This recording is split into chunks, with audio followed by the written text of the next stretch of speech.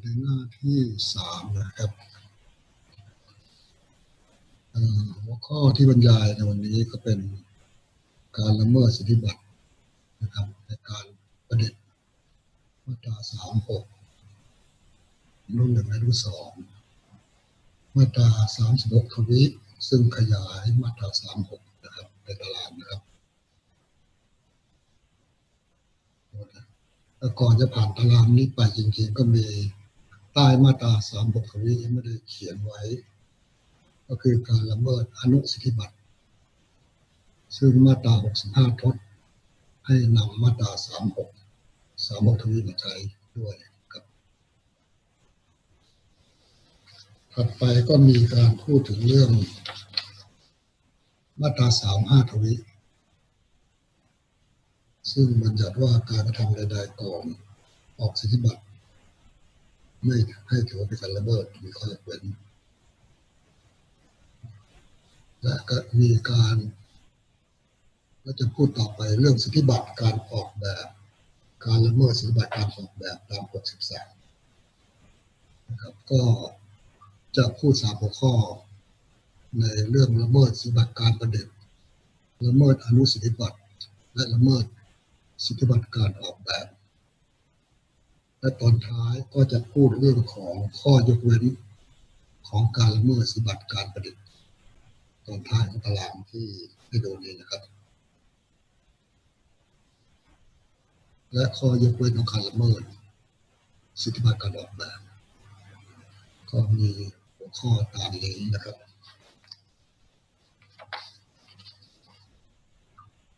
เรากลับไปหัวข้อของวันนี้นะครับเริ่มต้น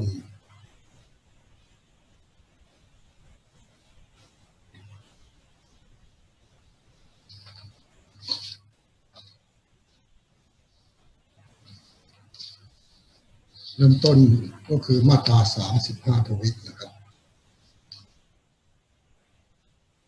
ในหัวข้อว่าสิทธิและหน้าที่ของผู้ทรง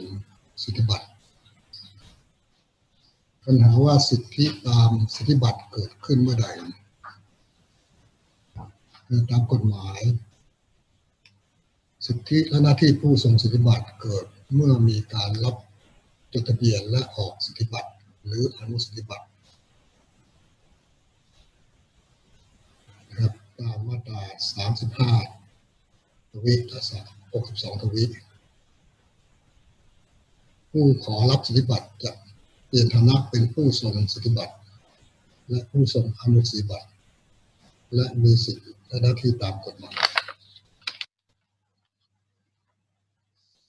สิทธิและหน้าที่ของผู้ทรงอนุสิทธิบัตรก็มีสิทธิเช่นเดียวกับผู้ทรงสิทธิบัตรตาม36โดยมีมาตรา65ทดให้นำ36มาใช้ต่อไปเราดูมาตรา35ทวีนะครับตอนต้นที่เราพูดไปแล้วว่าสิทธิหน้าที่เนี่ย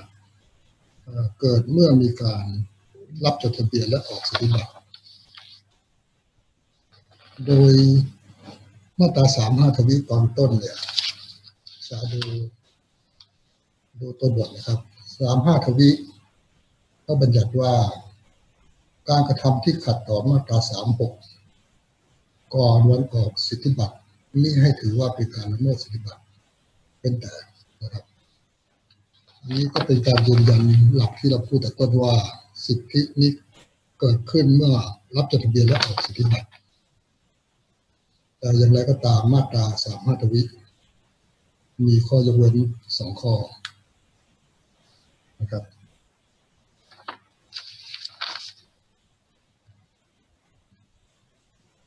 ข้อยกเว้นตาม35ทวีข้อแรกนะครับดูในตัวบทนะครับ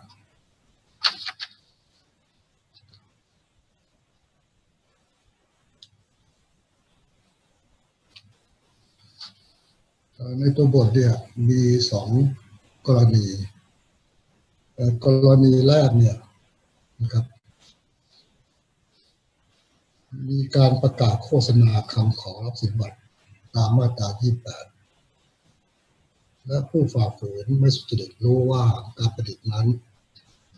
มีการขอรับสิทธิบัตรไว้แล้วนี่กรณีหนึ่งนะครับกรณีที่สองมีการประกาศโฆษณาและผู้ขอและผู้ฝ่าฝืนได้รับคำบอกกล่าวเป็นลายลักษณ์อักษรว่าการประดิษฐ์นั้นมีการยื่นคำขอรับสิทธิบัตรไปแล้ว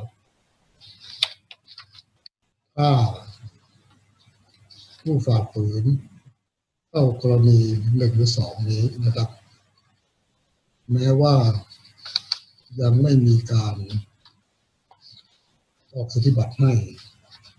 แต่กฎหมายก็ถือว่าผู้ทรงสิทธิบัตรเมื่อได้รับสิทธิบัตรแล้วสามารถเรียกค่าเสียหายจากผู้กระทำการกรณีที่หนึ่งและที่สองได้อันนี้เป็นข้อยกเว้นสองกรณีสำหรับการกระทำใดๆตามมาตรา36ก่อนออกสิทธิบัตรนะครับมีแค่สองกรณีนี้นะเดี๋ยวเราจะมีข้อสอบที่เป็นมาตรานี้โดยตรงให้ดูนะครับเหตุผลที่กฎหมายบัญญัติข้อยกเว้นสองข้อเนี่ยเนื่องจากว่านับแต่วันยื่นคำขอรับสิทธิบัตรจนออกสิทธิบัตรต้องใช้เวลาตรวจสอบเป็นเวลานานจึงมีผู้ที่ต้องการแสวงหาประโยชน์โดยการผลิตและขายนะครับสิ่งประดิษฐ์ต่างๆก่อนวันออกสิทธิบัตรนะครับอันนี้ศึกษาดูข้อยกเว้นสองข้อนะครับซึ่งก็เคยเป็นข้อสอบมาหลายครั้ง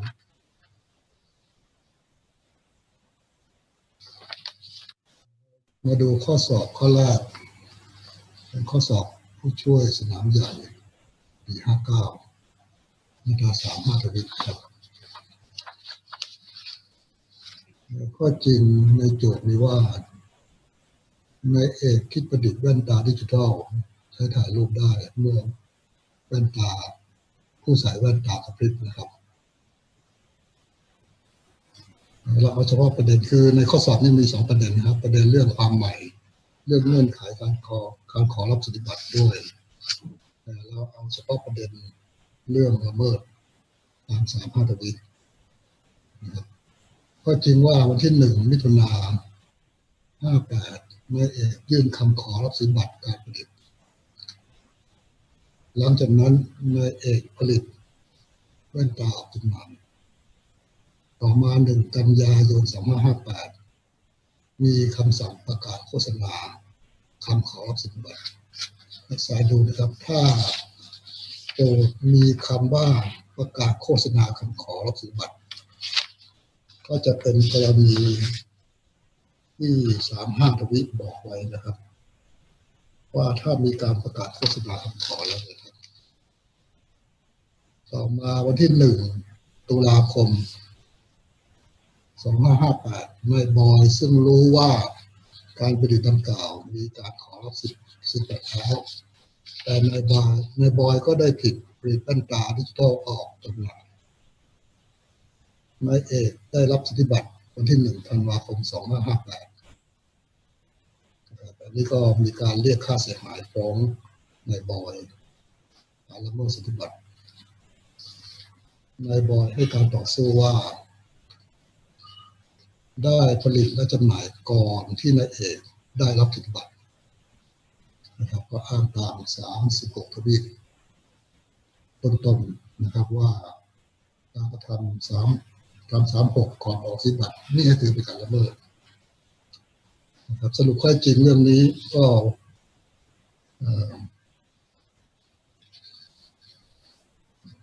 มีว่ามีการ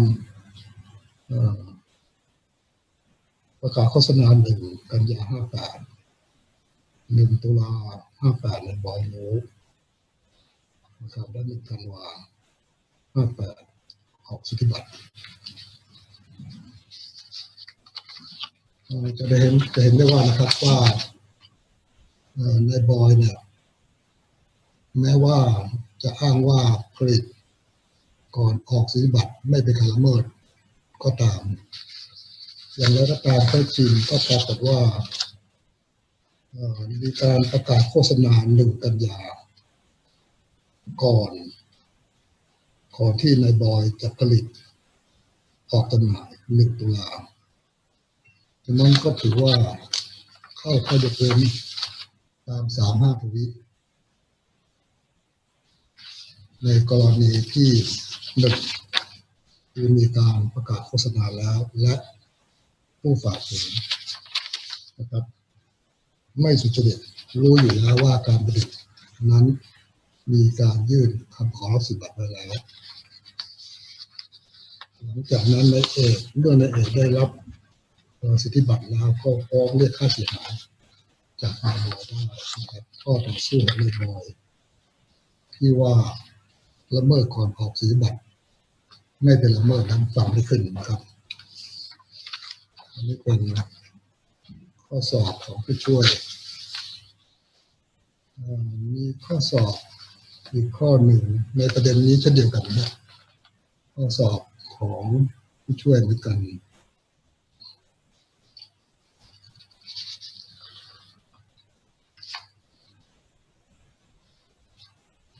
สาดูนะครับมีประเด็นมาตรา35 ทวีเช่นเดียวกันครับเป็นเรื่องของนายทากิชินะครับขอรับสิทธิบัตรเครื่องตรวจจับสึนามิอันนี้เกิดปี47นะครับ18 มกราคม 47ทากิชิขอรับสิทธิบัตรเครื่องตรวจจับสึนามินะครับรักษาดูวันที่ดีๆนะฮะเพราะว่าข้อสอบในกลุ่มนี้เนี่ยจะมีบอกวันที่มาบอกว่ามีการประกาศโฆษณาวันไหนมีการละเมิดวันไหนนะครับอันนี้เป็นหัวข้อสำคัญที่เราต้องดูนะครับอย่างเรื่องนี้เนี่ยเขาบอกว่าขอรับสิทธิบัตร18 มกราคม 47 1 กุมภาพันธ์ 47นะในสาธิตเนี่ยได้ผลิตเครื่องจับสึนามิออกขายหลังจากนั้น15 สิงหาคม 47กรมทรัพย์สินทางปัญญาประกาศโฆษณาคำขอของนายทากิชินะครับมกราคม 48กรมทรัพย์สินออกสิทธิบัตรให้นายทากิชิเราก็ดูได้ว่ากรณีนี้เนี่ยการที่นายสาธิตผลิตเครื่องตรวจจับสึนามิเนี่ยเป็นการละเมิดหรือไม่เรามาดูนะครับเรามาดูวันที่ว่าวันประกาศโฆษณาวันไหนนะถ้า35 ทวีเนี่ยประกาศโฆษณา15 สิงหาคม 47แต่ว่านายสาธิตผลิตขาย1 กุมภาพันธ์ 47ฉะนั้นการผลิตเนี่ยมันไม่ได้หลังประกาศโฆษณานะครับจึงไม่เข้ามาตรา35 ทวีกรณีที่มีการผลิตหลังประกาศโฆษณาโดยรู้อยู่แล้วอันนี้ไม่เข้าแล้วครับเพราะว่ามีการผลิตก่อน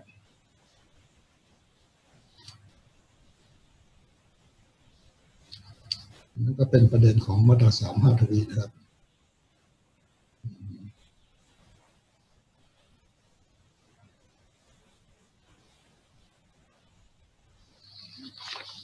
สำหรับหัวข้อต่อไปเรามาดู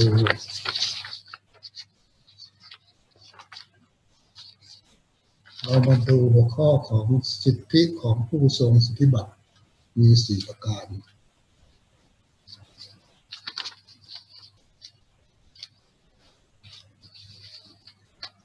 อันนี้เป็นหัวข้อสำคัญในการเรียนโดยเฉพาะ4 ประการนี้นะครับ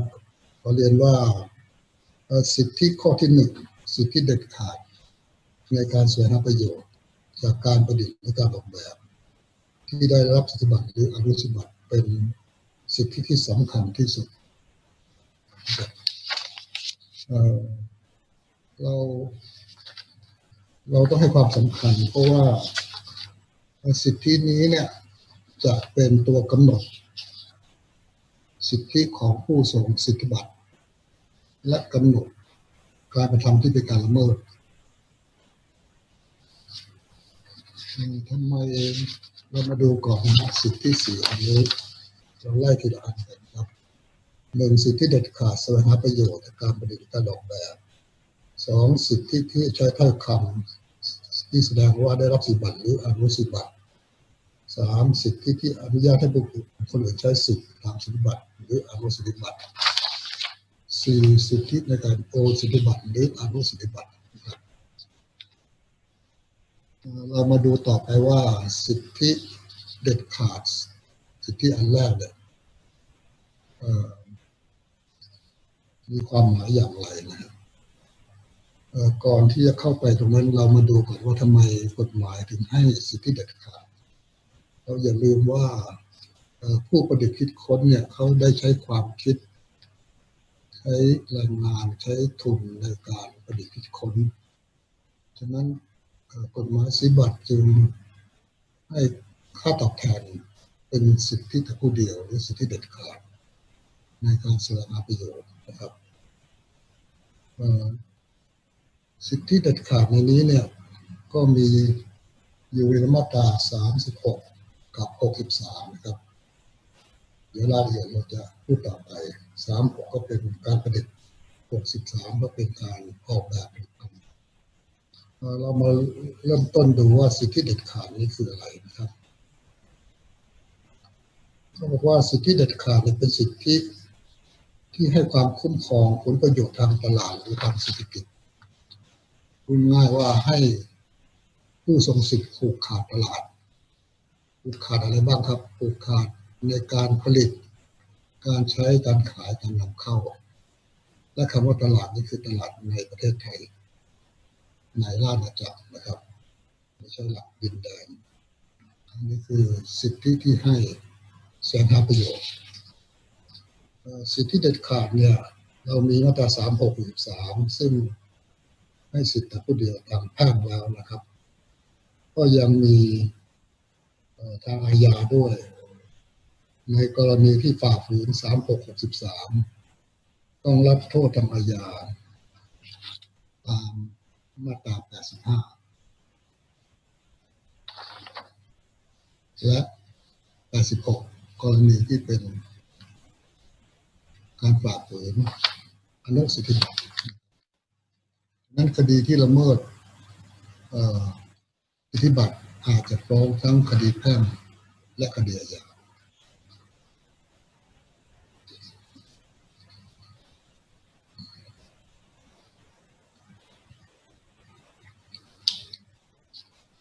นะครับการละเมิดสิทธิบัตรก็เป็นการละเมิดสิทธิแต่ผู้เดียวตาม36-63คือการทำใดๆที่เป็นสิทธิแต่ผู้เดียวโดยไม่ได้รับอนุญาตนะครับและสิ่งที่ต้องสังเกตก็คือว่าการขายผลิตภัณฑ์ไม่ว่าผลิตภัณฑ์นั้นขายผลิตภัณฑ์ที่ผลิตโดยชอบหรือไม่ชอบหากขายโดยไม่ได้รับอนุญาตก็เป็นการละเมิดสิทธิบัตรต่อไปเราจะมาดูเรื่องของการละเมิดสิทธิบัตรนะครับว่ามี2ประเภทใหญ่ๆตามที่เราเรียนมาแล้วนะครับว่าสิทธิบัตรก็มีการประดิษฐ์และการออกแบบผลิตภัณฑ์เราจะดูในจอนะครับการประดิษฐ์การละเมิดก็บัญญัติไว้ตามมาตรา36ซึ่งอนุสิทธิบัตรก็โยงมาตรา36มาใช้ส่วนการละเมิดสิทธิบัตรการออกแบบก็คือมาตรา63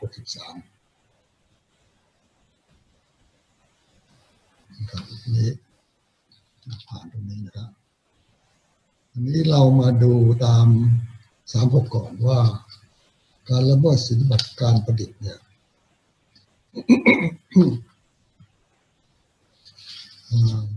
มีองค์ประกอบอะไรบ้างนะครับ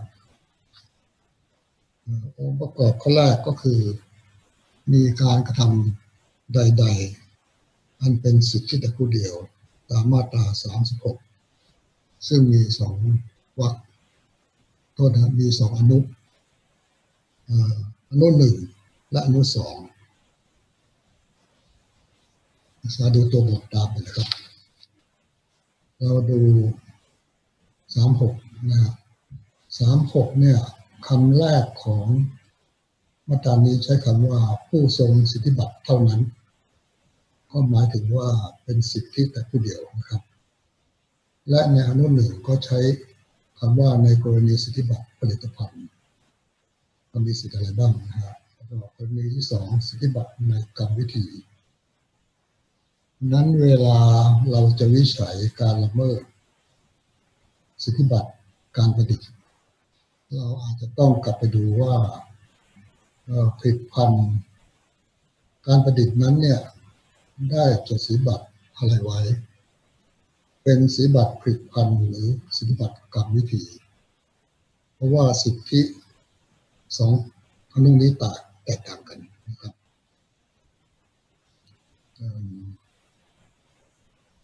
เรามาดูองค์ประกอบก่อนนะครับองค์ประกอบโดยรวมของการละเมิดสิทธิบัตรการประดิษฐ์มี2ข้อ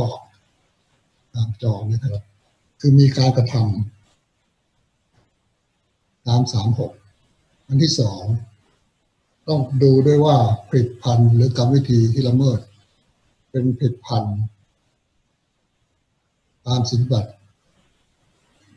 หรือกรรมวิธีตามสิทธิบัตรตาม36ประกอบ36ทวีวรรค1หรือวรรค2หรือไม่นะครับ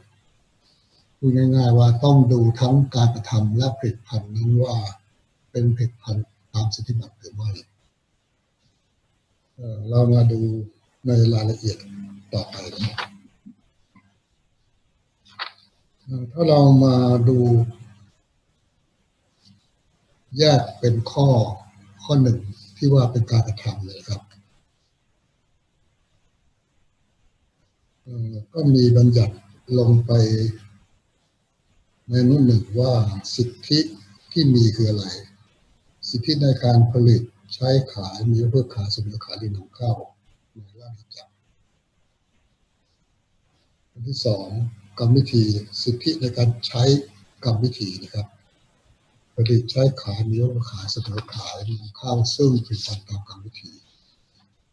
นั้นตามข้อหนึ่งเนี่ยก็เป็น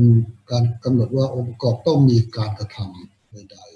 ๆโดยไม่ได้รับอนุญาตนะครับจากผู้ทรงสิทธิ์โดยหากไม่มีข้อตัวอย่างนะว่าผลิตภัณฑ์หรือกรรมวิธีไม่ใช่ผลิตภัณฑ์หรือกรรมวิธีตามสิทธิบัตรตามข้อ2แล้วเนี่ยเราก็ต้องพิจารณาการกระทำไปว่าเป็นการกระทำตาม36หรือไม่แต่ถ้าในคดีนั้นซึ่งส่วนใหญ่นะครับจำเลยก็จะโต้แย้งว่าผลิตภัณฑ์นั้นเนี่ยไม่ใช่ผลิตภัณฑ์คือโต้แย้งตามข้อ2โต้แย้งว่าผลิตภัณฑ์นั้นไม่ใช่ผลิตภัณฑ์หรือกรรมวิธีตามสิทธิบัตรจึงไม่ครบองค์ประกอบคือแม้ว่ามีการกระทำแต่ว่าไม่เข้าข้อ2คือไม่ใช่ผลิตภัณฑ์หรือกรรมวิธีตามสิทธิบัตรนะครับเพราะฉะนั้นถ้าเป็นการต่อสู้ว่าผลิตภัณฑ์นั้นผลิตภัณฑ์ที่ถูกกล่าวหาว่าละเมิดนะครับไม่ใช่ผลิตภัณฑ์หรือกรรมวิธีตามสิทธิบัตรแล้วเนี่ยก็ต้องมาพิจารณามาตรา36ทวีวรรค1และ36ทวีวรรค2ก็คือว่า36ทวีเนี่ยเป็น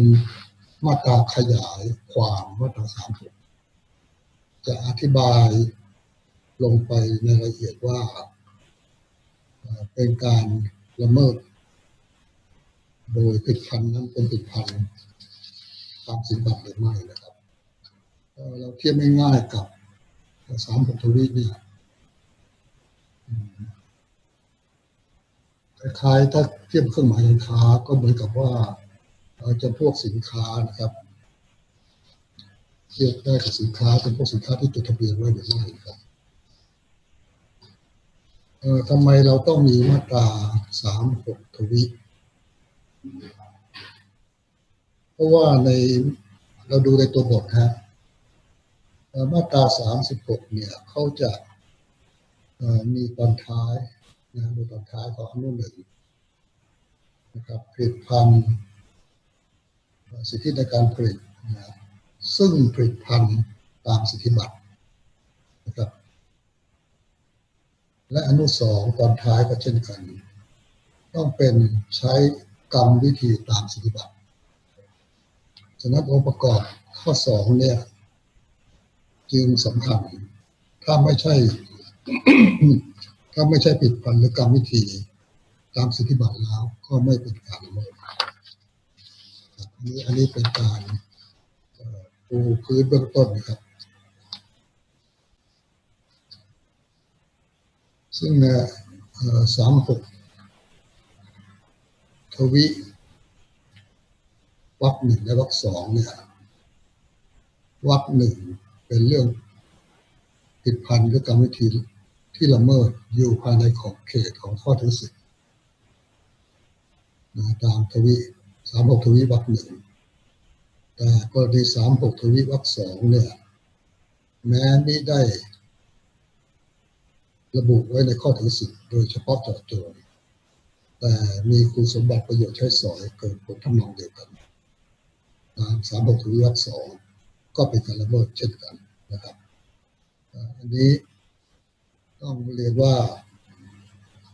เป็นมาตราสำคัญอีกมาตราหนึ่งข้อ2เนี่ยก็ได้ออกมา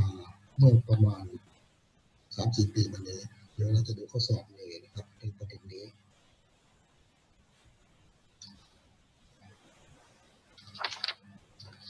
ต่อไปเราจะมาดูในส่วนขององค์ประกอบข้อ1ที่เราพูดถึงเรื่องสิทธิแต่ผู้เดียวในส่วนที่เป็นการกระทำใดๆอันเป็นสิทธิแต่ผู้เดียวตาม36วรรค1อนุ1และ36วรรค1อนุ2นะครับละเมิดก็คือการกระทำใดๆตามสิทธิเหล่านี้โดยไม่ได้ระบุไว้นะครับเรามาดูนะครับดูทีละอนุนะครับเราตอนนี้อยู่มาตรา36วรรค1ซึ่งบอกว่าผู้ทรงสิทธิบัตรเท่านั้นนะครับมีสิทธิต่อไปนี้ดูนะครับสิทธิในการผลิตใช้ขายมีเพื่อขายเสนอขายนำเข้านะครับในรายละเอียดของอนุนี้เนี่ยผมขออนุญาตอาจารย์จักริด คนพ้นนะครับซึ่งท่านได้เขียนคำอธิบายไว้โดยแยกไว้เป็น6ประเภทนะครับสิทธิในการผลิตการใช้ขายมีเพื่อขายเสนอขายหรือนำเข้านะครับซึ่งสิทธิเหล่านี้เนี่ยเราจะเห็นได้ว่ามันเป็นสหสิทธินะครับถ้าเราเรียนเรื่องละเมิดทรัพย์สินทางปัญญาอยากให้นักศึกษากลับไปดูย้อนไปดู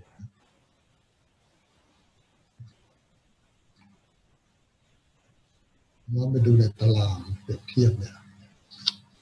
กรณีละเมิดนะครับในนี้อาจจะไม่ได้เขียนไว้แต่ถ้าเราดูละเมิดของทรัพย์สินปัญญาเนี่ยทั้ง3พรบซึ่งจะมีการกระทำที่คล้ายๆกันนะเราดูนี่ก็ได้นะถ้าเราดูในการละเมิดของทั้ง3พรบอย่างลิขสิทธิ์เนี่ยเราจะเห็นได้ว่าอนุ1ก็สิทธิในการทำซ้ำดัดแปลงเผยแพร่นะครับซึ่งถ้าเราเทียบกับสิทธิบัตรก็สิทธิในการผลิตนะครับแล้วก็ถ้าเทียบกับเครื่องหมายการค้าก็สิทธิในการทำให้มือสิทธิแต่ผู้เดียวในการใช้เครื่องหมายซึ่งถ้ามีคนที่ทำปลอมหรือเรียนทำให้เหมือนหรือคล้ายก็เป็นการละเมิดดังนั้นการกระทำของการละเมิดทั้ง3พรบเนี่ยมีการกระทำคล้ายๆกันแต่อาจจะเรียกชื่อ ต่างกันตามระบของกฎหมายนั้นลิขสิทธิ์ทำซ้ำดัดแปลงนะครับสิทธิบัตร36ก็เป็นการผลิตนะครับแล้วก็มีพวกขายนำเข้าคล้ายๆกันหรือถ้าเป็นสิทธิบัตรกรรมวิธีก็ใช้กรรมวิธีก็หมายค่าก็ทำปลอมทำเรียนนะครับนักศึกษาเวลาเรียนเปรียบเทียบก็ขอให้กลับไปดูการละเมิดของทั้ง3พรบเทียบกันเรากลับมาดู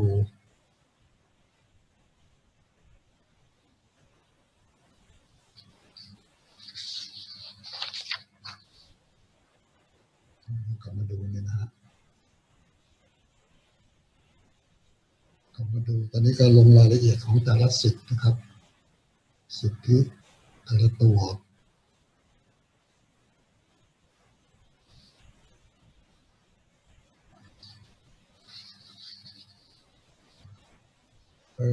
ในรายละเอียดของสิทธิตามมาตรา36อนุ1ก่อนนะครับอันนี้ก็ดีผลิตภัณฑ์เรามาดูสิทธิตัวแรกสิทธิในการผลิตผลิตภัณฑ์นะครับความหมายของการผลิตก็บอกว่าคือการทำขึ้นซึ่งผลิตภัณฑ์ที่มีลักษณะ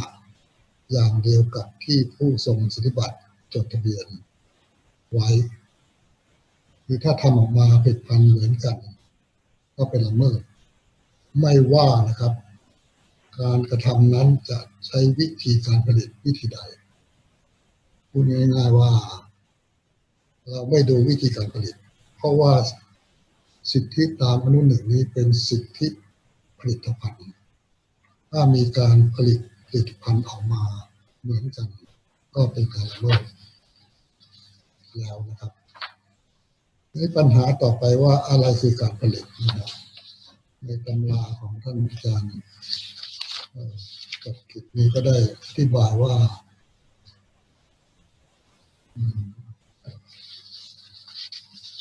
การซ่อมแซมยกตัวอย่างนะครับผลิตภัณฑ์ให้ใช้งานได้ดีเช่นเดิมไม่เป็นการผลิต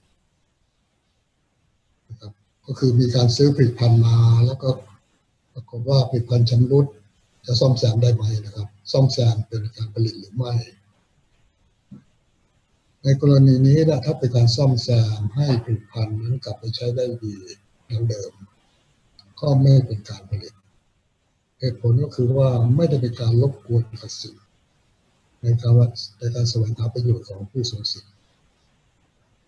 เพราะว่าผู้ทรงสิทธิ์ก็ได้ค่าสิทธิ์ไปแล้วนะครับและการซ่อมแซมก็ไม่ทำให้มีผลิตภัณฑ์ใหม่ขึ้นมานะครับ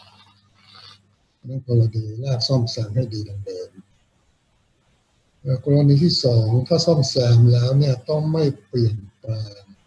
ต้องไม่ทำให้เกิดผลิตภัณฑ์ใหม่ขึ้นคือต้องไม่เปลี่ยนแปลงสาระสำคัญนะครับเช่น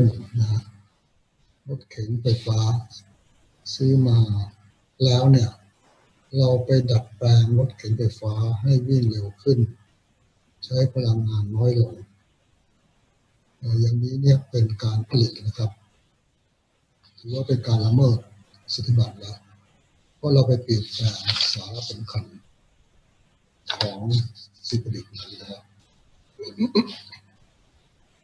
เรายังอยู่ในหัวข้อผลิตอยู่นะครับ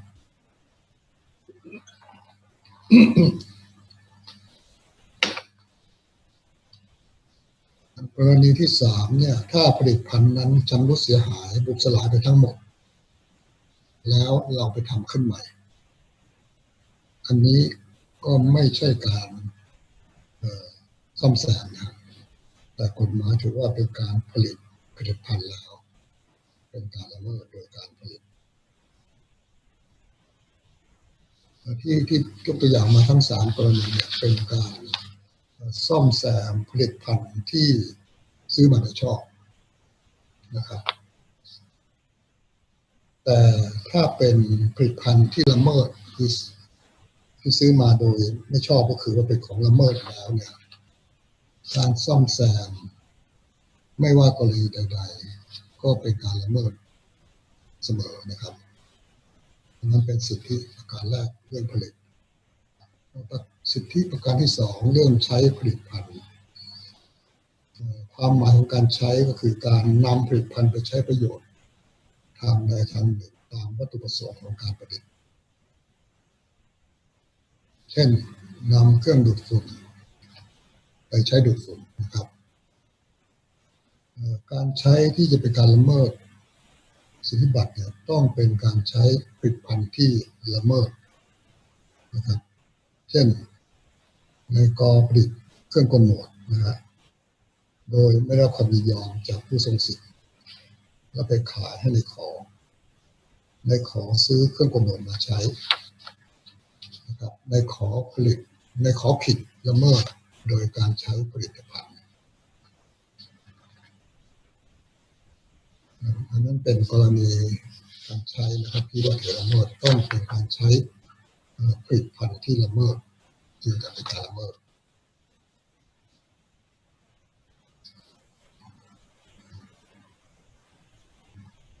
อย่างไรก็ตามเรามีข้อยกเว้นเรื่องการระงับไปซึ่งสิทธิ์ตาม36 วรรค 2 และ 7นะครับกรณีนี้เนี่ยถ้าเป็นการใช้ผลิตภัณฑ์ที่ทำขึ้นหรือจำหน่ายโดยชอบเช่นในขอซื้อเครื่องกำหนดที่จำหน่ายโดยผู้ทรงสิทธิ์ในขอมีสิทธิ์ใช้เครื่องกำหนดเพราะเป็นการใช้เครื่องกำหนดที่จำหน่ายโดยชอบหลักอันนี้เนี่ยเขาใช้หลักของการระงับไปซึ่งสิทธิ์ซึ่งเป็นข้อสอบเหมือนกันนะข้อสอบในสอบให้ช่วยหลายครั้งนะครับตามมาตรา36 วรรค 2 และ 7ซึ่งเราจะพูดต่อไปในข้อยกเว้นทางการละเมิดสิทธิบัตรหลักนี้เขาบอกว่าสิทธิในการใช้ผลิตภัณฑ์ที่ผู้ทรงสิทธิ์มีเหนือผลิตภัณฑ์ได้ระงับสิ้นไปตามหลักของการระงับสิ้นไปซึ่งสิทธิ์นะครับอันนี้เป็นกรณีที่2สิทธิในการใช้กรณีที่3สิทธิในการขายผลิตภัณฑ์นะครับมีการซื้อขายมีการโอนกรรมสิทธิ์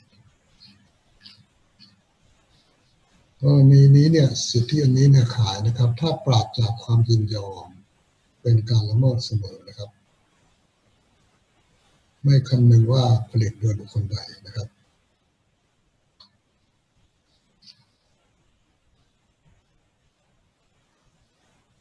เขาบอกว่าสิทธิแต่ผู้เดียวของผู้ทรงสิทธิ์เป็นสละสิทธิ์สิทธิการผลิตแยกต่างหากจากสิทธิในการขายแม้ว่าอนุญาตให้นายกผลิตแต่ถ้าไม่ได้อนุญาตให้นายกขายนายกขายก็ผิดฐานขายนะครับนั่นเป็นความหมายของการละเมิดโดยการขายปัญหาว่าการให้นะครับการให้อันนี้ละเมิดหรือไม่นะครับก็เห็นว่านะครับไม่ถือว่าเป็นการละเมิดเพราะว่าไม่มีวัตถุประสงค์หากำไรแต่ถ้าเป็นการให้ผลิตภัณฑ์สินค้าตัวอย่างอาจจะเป็นการละเมิดได้นะครับเพราะว่าเป็นส่วนหนึ่งของการทำธุรกิจปัญหาอีกอันหนึ่งที่เป็นข้อสอบนะเป็นข้อสอบของผู้ช่วยไปแต่ว่าคำตอบก็น่าจะแปลกนะครับเป็นเรื่องการแถมถามว่าการแถมผลิตภัณฑ์เป็นการขายหรือไม่ซึ่งในเรื่องนี้เนี่ยยังไม่เคยมีการอธิบายนะครับอาจารย์ว่าการแถมเนี่ยเป็นการขายหรือไม่แต่เป็นข้อสอบของผู้ช่วยเราก็ต้องมาดูว่าการแถมนะครับเป็นส่วนหนึ่งของการทำธุรกิจการค้าหรือไม่อันที่สองการแถมเป็นการรบกวนสิทธิ์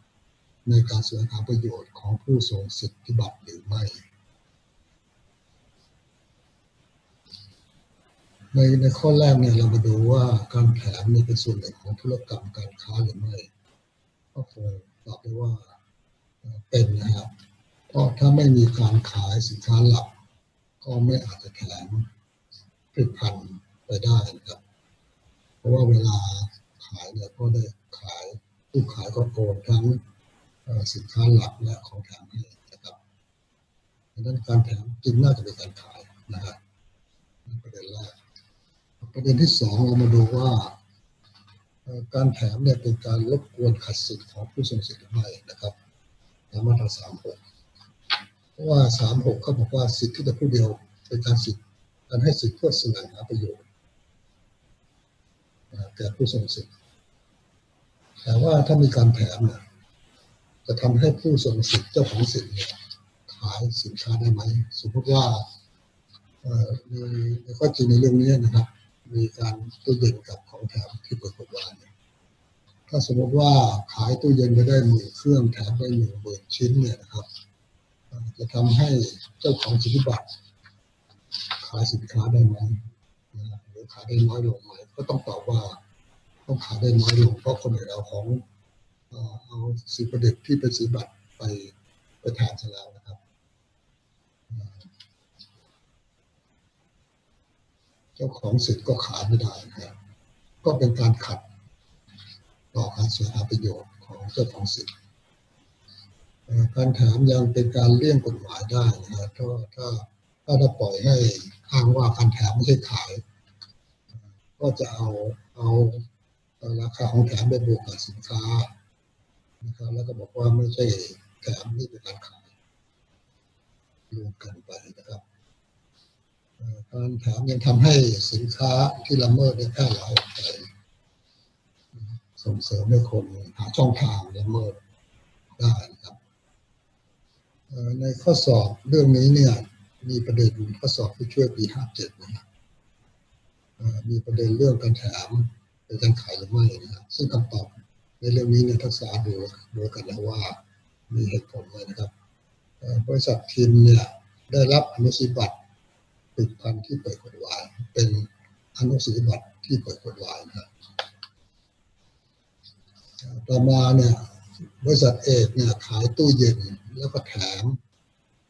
สินค้าที่เปิดกฎหมายตามอนุสิทธิบัตรเป็นแถมของที่มีอนุสิทธิบัตรโดยไอ้ที่เปิดกฎหมายนี้นะครับที่แถมเนี่ยมีคนอื่นผลิตให้เหมือนกับที่เปิดกฎหมายตามสิทธิบัตรเลยพูดง่ายว่าเป็นผลิตภัณฑ์ที่ละเมิดเพราะมีคนอื่นทำเหมือนเลยไม่ได้ขออนุญาตจากเจ้าของสิทธิบัตรด้วยนะครับบริษัทเอกจึงฟ้องนะครับบริษัททิมฟ้องบริษัทเอกว่าละเมิดนะครับบริษัทเอกให้การต่อสู้ว่าการแถมไม่ใช่การขายนะครับนี่คือประเด็นในเรื่องนี้นะครับซึ่งถ้าเราดูจากคำตอบในเรื่องนี้ก็แปลกนะครับคำตอบก็ไปบอกว่าการที่บริษัทเอกนำสินค้าที่เปิดกฎหมายที่มีผู้อื่นทำขึ้นเหมือนเนี่ยมาใช้แถมในการขายสินค้าตู้เย็นของตนเป็นเพียงการส่งเสริมการขายตู้เย็นไม่ปรากฏข้อเท็จจริงว่าจะเป็นการกระทำถึงขนาดที่จะเป็นขายสินค้าที่เปิดกฎหมายจึงไม่ใช่การขายนะครับในเรื่องนี้ไปออกข้อเท็จจริงในส่วนที่บอกว่าไม่มีข้อจริงชัดว่าเป็นการขายนะครับคงไปบอกว่าไม่เป็นการละเมิดซึ่งถ้าเราดูจากเหตุผลที่เราวิเคราะห์ข้างต้นการแถมก็น่าจะเป็นการขายเพราะว่าเป็นส่วนหนึ่งของการขายตู้เย็นนะครับแล้วก็เป็นการขัดต่อการแสวงหาประโยชน์ของเจ้าของอนุสิทธิบัตรทำให้เจ้าของไม่ได้ค่าสิทธิ์และก็ขายไม่ได้ด้วยนะครับอันนี้เป็นตัวอย่างข้อสอบในประเด็นเรื่องการขายนะครับ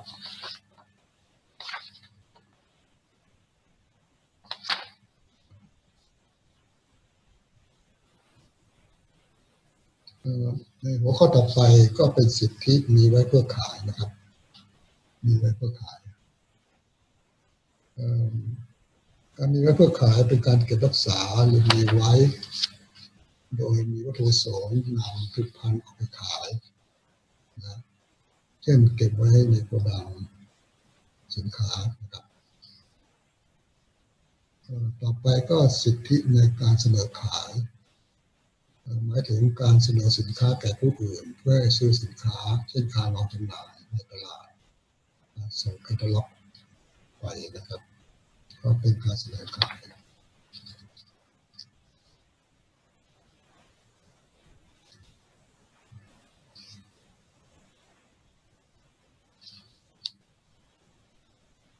สุดท้ายก็เป็นสิทธิในการนำเข้านะครับ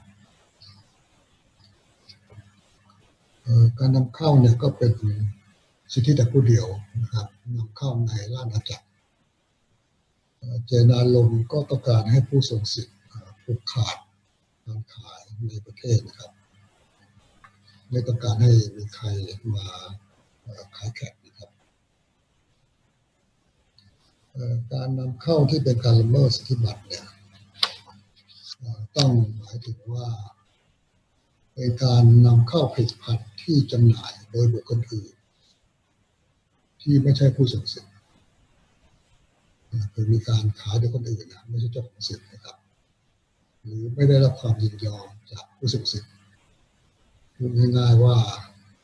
เป็นการนำเข้าสินค้าที่ละเมิดสิทธิบัตรนะครับก็จะเป็นการละเมิดโดยการนำเข้าอย่างไรก็ตามเนี่ยอย่างที่เราได้พูดไปสักครู่นี้ว่ามันมีข้อยกเว้นของมาตรา36 วรรค 2 อนุ 7 เรื่องของการระงับสิ้นเชิงสิทธิ์ซึ่งก็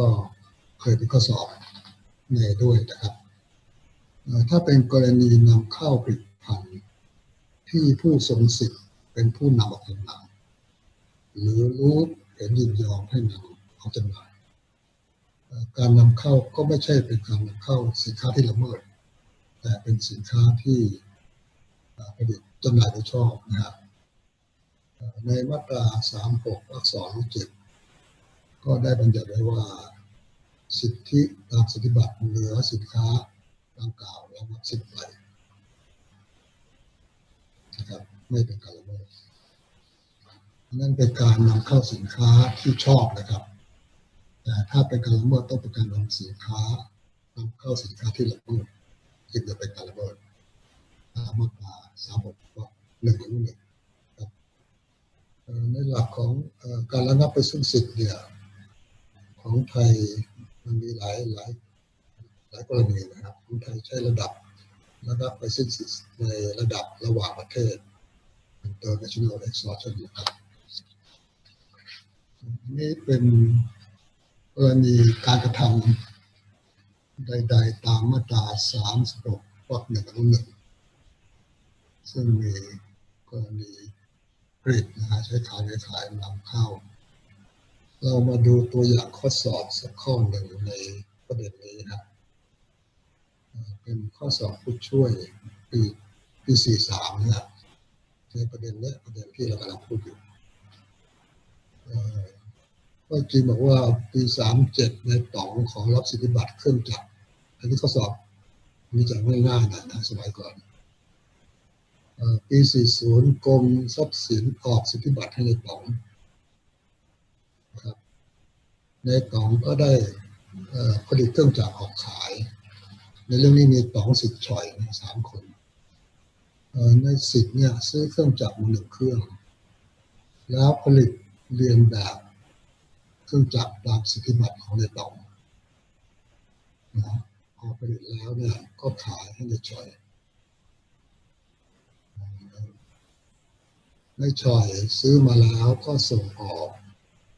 นะครับไปต่างประเทศคำถามว่าในสิทธิ์และในฉ่อยละเมิดสิทธิบัตรหรือไม่ครับอันนี้ไม่ยากใช่ไหมเราก็มาดูนะ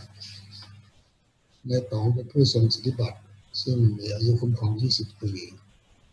แล้วก็มีสิทธิแต่ผู้เดียวตามที่เราพูดอยู่ตอนนี้นะครับ36 โน้น 1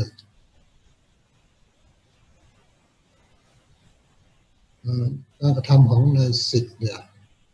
เรามาดูในสิทธิ์ ก็จริงบอกว่าในสิทธิ์เอามาซื้อมา1 เครื่องแล้วมาผลิตเรียนแบบเครื่องจักรของในต่อการผลิตก็เป็นการกระทำมันเป็นสิทธิแต่ผู้เดียวของผู้ทรงสิทธิตาม36 อนุ 1นะครับนอกจากนี้ในสิทธิก็ยังขายผลิตภัณฑ์เครื่องจักรเนี้ยให้ในชอยนะครับก็เข้ากรณีสิทธิในการขายสิทธิแต่ผู้เดียวเช่นกันในสิทธิก็เป็นการละเมิดตาม36 วรรค 1 อนุ 1เพราะกรณีนี้เป็นสิทธิบัตรผลิตภัณฑ์เครื่องจักรนะครับเป็นการละเมิดในสิทธิละเมิดโดยการผลิตและการขายนั้นการวิจัยของนักศึกษาเวลามีข้อสอบนักศึกษาต้องตอบให้ชัดเจนว่าละเมิดสิทธิแต่ผู้เดียวในส่วนไหนนะครับละเมิดโดยการผลิตละเมิดโดยการขายต้องเขียนให้ชัดเจนกรณีนี้ก็ละเมิดตาม36 อนุ 1และเป็นคดีอาญาด้วย85นะครับส่วนในฉอยเรามาดูครับในฉอยนี่ละเมิดหรือไม่นะฮะเรามาดูสิทธิแต่ละอันที่เราพูดไปมีไหมว่าเจ้าของสิทธิ์มีสิทธิแต่ผู้เดียวในการซื้อหรือการส่งออกหรือไม่นะครับซึ่งมีแต่สิทธิแต่ผู้เดียวในการขายนะครับนำเข้าดังนั้นในโจทย์ข้อนี้เนี่ยก็เฉลยว่านายฉอยไม่ได้กระทำการใดๆซึ่งเป็นสิทธิแต่ผู้เดียวของผู้ทรงสิทธิ์เพราะว่าการซื้อหรือการส่งออกไม่ใช่สิทธิแต่ผู้เดียวตามมาตรา36 วรรค 1 อนุ 1นะครับอันนี้ก็เป็นตัวอย่างข้อสอบที่ออกมาตาม36 วรรค 1 อนุ 1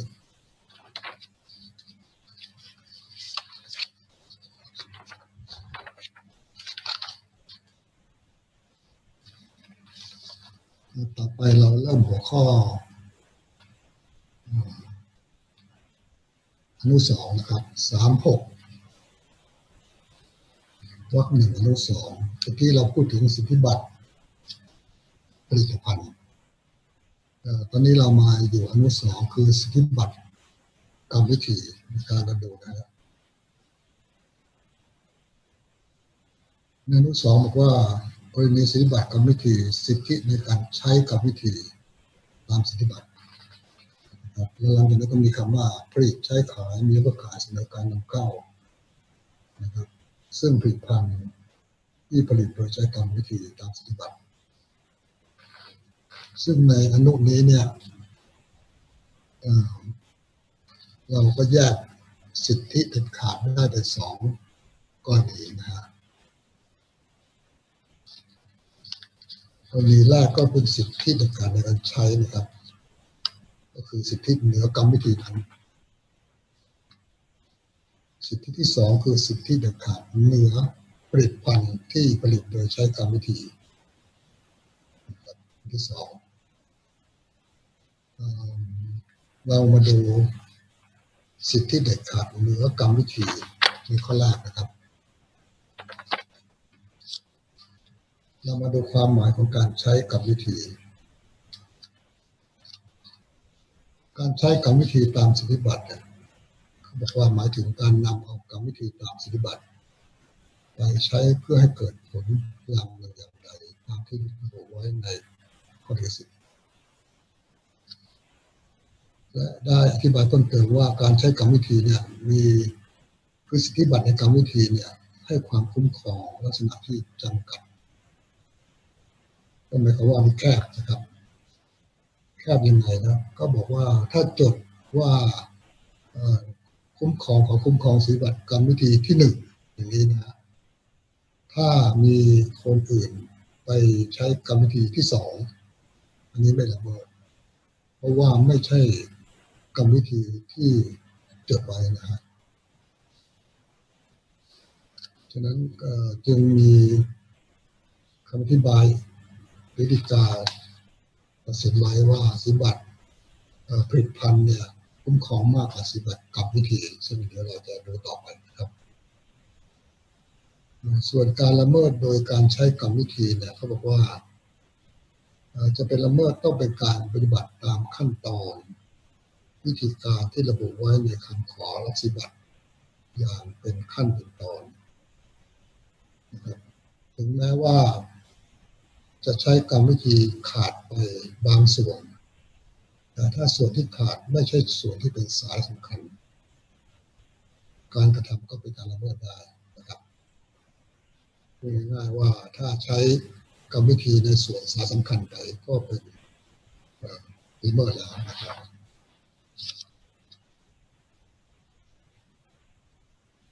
ตัวอย่างฎีกาเรานะเรื่องกรรมวิธีเนี่ยก็มีฎีกา10626/59ศาลฎีกาตัดสินเป็นละเมิดอนุสิทธิบัตรนะครับศาลฎีกาตัดสินว่ากรรมวิธีนี้แตกต่างกันไม่ละเมิดนะครับก็จริงบอกว่าโจทย์ที่1เป็นผู้ทรงอนุสิทธิบัตรกรรมวิธีการผลิตเลือดจระเข้ชนิดแคปซูลนะครับในข้อที่10เนี่ยของโจทย์เนี่ยอนุสิทธิบัตรของโจทย์เนี่ยเขาว่ามีการเก็บเลือดจระเข้ในภาชนะปิดที่ทำให้ปลอดเชื้อด้วยการอบนึ่งในอุณหภูมิ121องศาเซลเซียส15นาทีหรือการทำให้ปลอดเชื้อโดยรังสีส่วนกรรมวิธีของจำเลยเนี่ยเขานำเลือดจระเข้ไปผ่านกระบวนการพัชไลซ์ทำให้ปลอดเชื้อด้วยความร้อนไม่สูงและทำให้เย็นลงรวดเร็วศาลฎีกาบอกว่ากรรมวิธีของจำเลยแตกต่างจากของโจทย์นะครับจึงไม่เป็นการละเมิดสิทธิบัตรกรรมวิธีก็อยากอธิบายแต่ต้นว่าสิทธิบัตรกรรมวิธีเนี่ยมันจำกัดถ้าเราจดกรรมวิธีแบบไหนแต่คนอื่นไม่ใช้กรรมวิธีนั้นก็ไม่เป็นการละเมิดฎีกาต่อไปก็เช่นกันฎีกา14948/57ศาลฎีกาบอกว่ากรรมวิธีแตกต่างกันไม่ละเมิดนะจำเลย1เจาะรูทำรอยแผลในตำแหน่งเวียนขึ้นไปตามลำต้นกฤษณานะครับอันนี้เป็นเรื่องการละเมิดกรณีเอาน้ำหอมจากต้นกฤษณาออกมานะนี้จำเลยใช้ทำรอยแผลเป็นนะเวียนขึ้นไปตามลำต้นแต่มาดูของโจทย์นะของโจทย์ที่จดสิทธิบัตรไว้บอกว่าการทำรอยแผลเป็นทำเป็นรูปสี่เหลี่ยมนะครับเป็นแนวและเจาะรูตามแนวนะครับฉะนั้นจึงไม่ใช่กรรมวิธีเดียวกับของโจทย์ไม่เป็นการละเมิดนะครับดังนั้นเรากำลังพูดในส่วนของการละเมิดในอนุสองนะวรรค1 ถึง 2เรื่องกรรมวิธีนะอนุสิทธิบัตรกรรมวิธี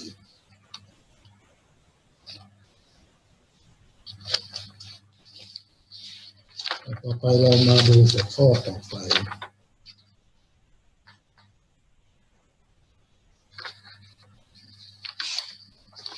หัวข้อต่อไปเนี่ย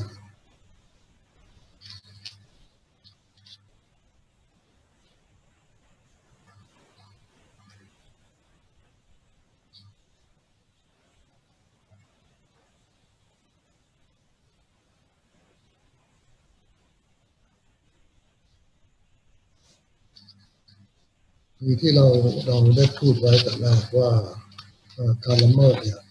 มันมี2ส่วนนะครับ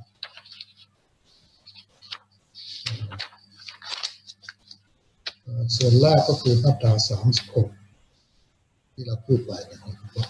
1อนุ 1อนุ 2และส่วนที่2ที่องค์ประกอบข้อที่2เนี่ยก็คือว่าการจะเป็นละเมิดเนี่ยผลิตภัณฑ์หรือกรรมวิธีที่ละเมิดเนี่ยเป็นผลิตภัณฑ์หรือกรรมวิธีตามสิทธิบัตรหรือไม่นะครับถ้าเราดูในตัวบทที่พูดไปแต่ต้นว่า องค์ประกอบข้อ2เนี่ยในตัวบทตอนท้ายของอนุ1มาตรา36ต้องเป็นผลิตภัณฑ์ตามสิทธิบัตรหรือกรณีสิทธิบัตรกรรมวิธีตอนท้ายก็ต้องเป็นการใช้กรรมวิธีตามสิทธิบัตรนะครับตอนนี้เราอยู่ในหัวข้อขององค์ประกอบข้อ2ของการละเมิดว่าผลิตภัณฑ์ที่หรือผลิตภัณฑ์หรือกรรมวิธีที่ละเมิดเนี่ยเป็นผลิตภัณฑ์หรือกรรมวิธีตามสิทธิบัตรหรือไม่ซึ่งเรื่องนี้จะมีมาตรา36 ทวิวรรค 1และวรรค 2มาขยายนะครับ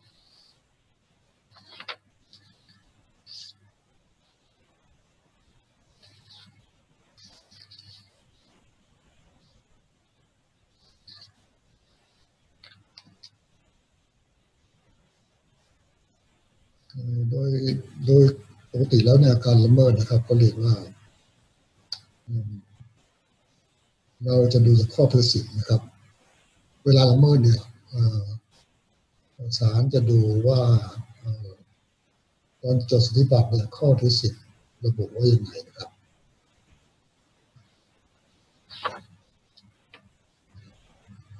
ใน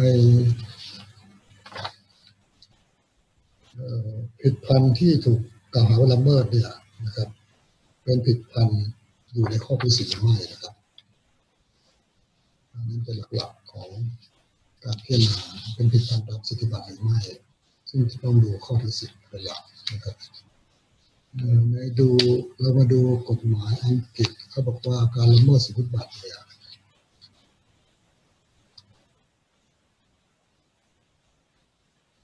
เขามีหลักของ Fish and Marrow นะครับคือพูดง่ายว่าการละเมิดได้เนี่ยถ้ามีการเอาส่วนที่เป็นองค์ประกอบที่เป็นสาระสำคัญไปก็เป็นการละเมิดแล้วนะครับโดยพิจารณาว่าผลิตภัณฑ์ที่ละเมิดเนี่ยนะครับโดยพิจารณาอย่างนี้นะครับว่า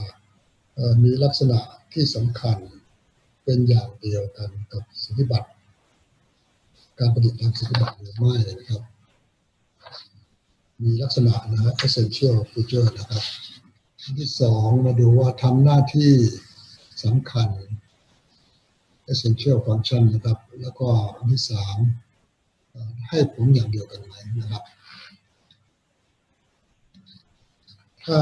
ผลิตภัณฑ์ที่ละเมิดเนี่ยมีลักษณะนะครับมีทำหน้าที่และให้ผลอย่างเดียวกันกับ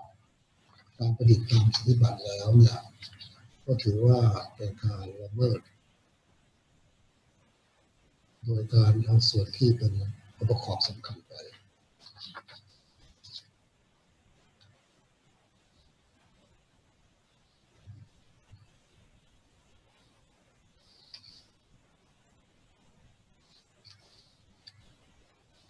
เรามาดู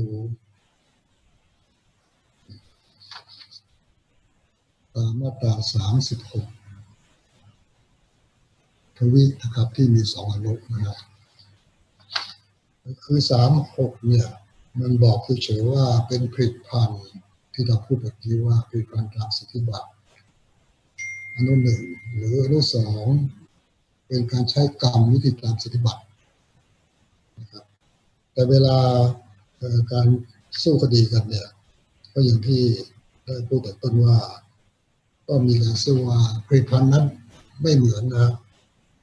กับที่จดไว้นะหรือกรรมวิธีที่ใช้ไม่เหมือนกับที่จดไว้นะทีนี้เราก็ต้องมาดูมาตรา36 ทวิซึ่งมีอยู่2อนุนะครับเราต้องดูทีละอนุนะครับว่าเข้าอนุ1ไหมตามวรรค1ไหมหรือวรรค2ไหมโทษนะวรรค1หรือวรรค2ไหมนะครับเรามาดูวรรค1เกณฑ์ของวรรค1นะ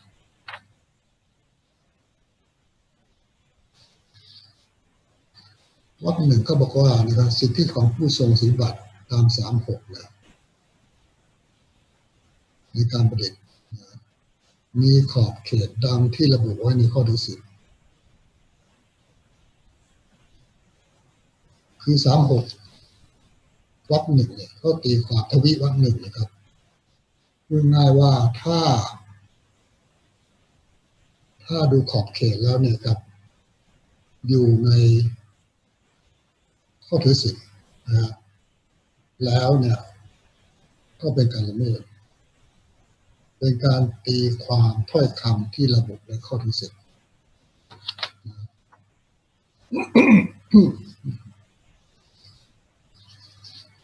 ตัวอย่างที่เคยยกไว้นะยกไว้ตั้งแต่สมัยอีโบลานะตอนนี้เขาเปลี่ยนกรณีจดสิทธิบัตรวัคซีนป้องกันโควิดนะตอนนี้เป็นโควิด -19 ถ้าสิทธิบัตรจดไว้เป็นวัคซีนโควิด -19 ประกอบด้วยสาร A B และ C นะครับอันนี้เป็นที่จดไว้นะฮะ A B C ถ้ามีวัคซีนที่ละเมิดเนี่ยมีสาร A B C อันนี้ก็ตรงกันกับที่จดไว้ใช่ไหม A B C เหมือนกันกรณีนี้ก็เข้าวรรคหนึ่งทวิวรรคหนึ่งก็คืออยู่ในขอบเขตที่ระบุไว้ในข้อที่10นะนี่กรณีที่วัคซีนที่จดไว้กับวัคซีนที่ละเมิดทุกตัว ABC สารที่ใช้เหมือนกันนะครับก็เป็นวรรคหนึ่งอยู่ในขอบเขตคราวนี้เรามาดูว่ากรณีวรรคสองเนี่ยมันเป็นยังไงนะคือวรรคหนึ่งเราตีความเคร่งครัดตามที่เขาถ้อยคำที่ระบุไว้แล้วว่าถ้าเป็น A B C ตรงกันก็เป็นการละเมิดแต่เวลาคนที่จะละเมิดเขาก็ไม่ทำให้ตรงทีเดียวเขาก็ดัดแปลงให้มันต่างไปเล็กน้อยอะไรนี้นะครับซึ่งก็จะมาเถียงกันว่าอันนี้ละเมิดไหมก็ไม่เหมือนกันแต่วรรคสองก็เลยบอกว่าอย่างนี้ครับขอบเขตของการประดิษฐ์และความของย่อมคลุมไปถึงพูดง่ายว่าขยายไปถึงลักษณะการประดิษฐ์ที่แม้จะไม่ได้ระบุไว้ในข้อที่10โดยเฉพาะเจาะจงอันนี้ดูนะก็คือว่าก็ไม่ตรงแม้ว่าจะไม่ตรงก็จริงนะไม่ตรงกับที่ระบุไว้ในข้อที่10แต่เป็นสิ่งที่มีคุณสมบัติประโยชน์ใช้สอยและทำให้เกิดผลทำนองเดียวกันนะถ้าข้อจริงบอกว่าถ้าไม่เหมือนกันทีเดียวแต่ว่าถ้ามีคุณสมบัติประโยชน์ใช้สอยทำให้เกิดผลอย่างเดียวกันอันนี้ก็เป็นการละเมิดตาม36 ทวีวรรคสองแล้วนะครับเหตุผลของการมีมาตรา36 ทวีวรรคสองเพราะว่าก็จะมีป้องกันนะผู้ละเมิดที่พยายามใช้วัตถุดิบในกรณีผลิตภัณฑ์วัตถุดิบให้มันต่างไปนะหรือถ้าเป็นสิทธิบัตรกรรมวิธีก็พยายามใช้กรรมวิธีต่างไปนะมีขั้นตอนที่ต่างไปเล็กน้อยนี่นะครับอันนี้เพื่อหลีกเลี่ยงไม่ให้ตรงกับข้อที่10นะจะได้ไม่ละเมิดแต่ว่าวรรคสองนี้เนี่ยขยายอย่างที่ว่านะครับบอกว่าวรรคนี้ไม่ได้ตีความถ้อยคำข้อที่10โดยเคร่งครัดเหมือนวรรคหนึ่งแต่วรรคนี้เข้าใช้ทฤษฎีของความเท่าเทียมกันหรือ doctrine of equivalence นะครับอันนี้เป็นข้อสอบของเนย์มาแล้วนะครับเดี๋ยวดูตัวอย่างข้อสอบนะครับ หลักของวรรคสองเนี่ยเขาบอกว่านะครับแม้องค์ประกอบของการผลิตหรือลักษณะของการผลิตจะไม่ตรงกับที่ระบุไว้ในข้อที่10ทุกประการโดยเฉพาะเจาะจงนะครับแต่สิ่งที่ต่างกันมีคุณสมบัติทำนองเดียวกันหรือมีประโยชน์ใช้สอยทำนองเดียวกันหรือทำให้เกิดผลทำนองเดียวกันนะครับก็เป็นการละเมิดตามวรรคสองนะครับเขาบอกว่าความแตกต่างนั้นมีลักษณะเป็นองค์ประกอบที่ใช้แทบจะได้นะตัวอย่างเรามายกที่พูดไปแล้วเมื่อกี้นะวัคซีนนะเรามาดูวัคซีนที่เราพูดไปโควิด -19 นะครับถ้ามันจดไว้เป็นสาร ABC และมีคนมาผลิตวัคซีนสาร ABC อันนี้ก็อยู่ในขอบเขต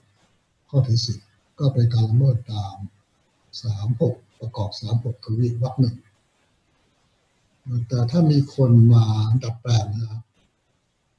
โดยก็จริงก็เหมือนเดิมเลยว่าวัคซีนที่จดไว้ ABC นะครับแต่ก็มีคนมาทำวัคซีนละเมิดโดยเปลี่ยนAB แล้วก็เป็น X นะฮะซึ่งไม่ใช่ C ซึ่งถ้าข้อเท็จจริงปรากฏว่า X เนี่ยมีคุณสมบัติประโยชน์ใช้สอยให้เกิดผลทำนองเดียวกับ C แล้วเนี่ยกฎหมาย36ทวีวรรค2ก็บอกว่าอันนี้เป็นองค์ประกอบที่ใช้แทนกันได้นะครับหรือเข้าหลักของ Doctrine of Equivalence นะครับเป็นการขยายความคุ้มครองที่ถือเป็นการละเมิดนะครับคือเหตุผลเวลารักษาตอบเนี่ยก็ต้องตอบตามเลยนะครับว่าแม้ว่าจะไม่ได้ตรงกับที่ระบุไว้ในข้อที่10โดยเฉพาะเจาะจงแต่นะครับมีคุณสมบัตินะครับประโยชน์ใช้สอยเกิดผลทำนองเดียวกันอันนี้ข้อสอบไงเดี๋ยวดูนะครับยังไม่หมดนะฮะวรรค2ยังมีอีกตอนสุดท้ายว่าไอ้ที่บอกว่าคุณสมบัติประโยชน์ใช้สอยเกิดผลทำนองเดียวกันใครเป็นคนชี้นะครับก็ในตัวบทก็มีว่าตามความเห็นของบุคคลที่มีความชำนาญและสามารถนะครับถ้าคนที่มีความชำนาญและสามัญเนี่ยรู้หรือเข้าใจว่าสิ่งเหล่านี้แทนกันได้นะครับแต่ตะกี้เนี่ยรู้ว่าสาร X แทนสาร C ได้อย่างนี้ก็ถือว่าเป็นการละเมิดตามวรรค2นะครับข้อสอบในมาตรานี้นะฮะมีข้อสอบในปี59ไม่นานเองรองเท้าเนี่ยนะลองดูนะข้อสอบซึ่งนักศึกษาก็บางคนก็ตอบได้นะบางคนก็ตอบไม่ได้นะในมาตรานี้ในข้อนี้เขาบอกว่าบริษัทซอฟต์ฟิตเนี่ยนะครับได้รับสิทธิบัตรการผลิตรองเท้าชายดูดซับแรงสั่นสะเทือนโดยข้อที่10บอกว่าไอ้แรงดูดซับแรงสั่นสะเทือนเขาใช้แผ่นยางหนาครึ่งเซนติดกาวไว้ที่ส้นรองเท้าด้านในนะเพื่อดูดซับแรงสั่นสะเทือนนะครับแล้วก็ออกมาขายนะครับขายว่าเป็นรองเท้าซอฟตี้รุ่นแอร์นะซอฟตี้นะบริษัทสมาร์ททองเนี่ยได้ผลิตรองเท้านะครับติดแผ่นยางที่ส้นเหมือนกันนะด้านในแต่ใช้ยางหนา3 เซนนะครับโดยโฆษณาว่าเป็นรองเท้าเพิ่มความสูงนะครับก็มีการฟ้องร้องว่าอย่างนี้เป็นการละเมิดสิทธิบัตรของบริษัทซอฟต์ฟิตหรือไม่นะครับนักศึกษาคิดว่าละเมิดนะครับ